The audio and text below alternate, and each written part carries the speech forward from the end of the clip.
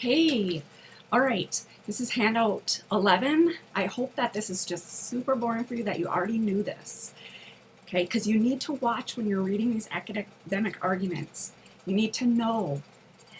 You can disagree or agree with what they're saying, but you cannot disagree on what they are saying. That could be argued in and of itself, but in general, this is what they're saying. You have to get that down, okay? And then you can debate if you're going with it or if you're against it or how that's all going, but you can't debate that this is actually how the language is working.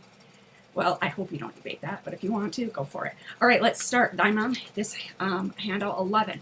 So just to use, this is for visual learners, okay? So I always think that maybe you could just have it like this is the universe, and then there's things happening on it. So there's, for example, there's a man, and he's walking, okay?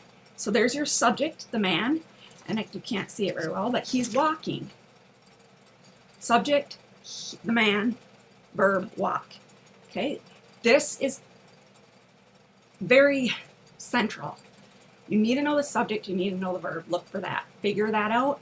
All the other things are modifying those things, or they're modifying sort of subclauses, but the main subject and verb is important.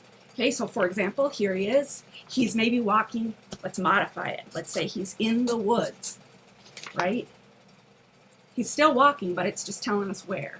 Okay, things like that. Now, and as this handout shows, there's a big difference between when you watch the subject and verb, when you put in things like, for example, what I showed here is he thinks that the moon is in the sky.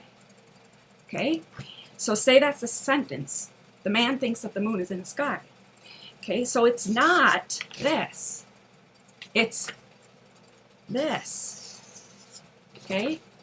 He thinks it. The subject is he and the verb is think, okay? So that's very important to keep that distinction in mind. Let's just go through the one example from Nietzsche that I gave you at the end of the handout. I said, here's the sentence from Beyond Good and Evil. The moral sentiment in Europe at present is perhaps as subtle, belated, diverse, sensitive, and refined as the science of morals belonging thereto is recent, initial, awkward, and coarse-fingered. Okay, the subject is moral sentiment, and the verb is. He is telling you about what exists. He's not saying he thinks it, he's saying this is how it is. Okay?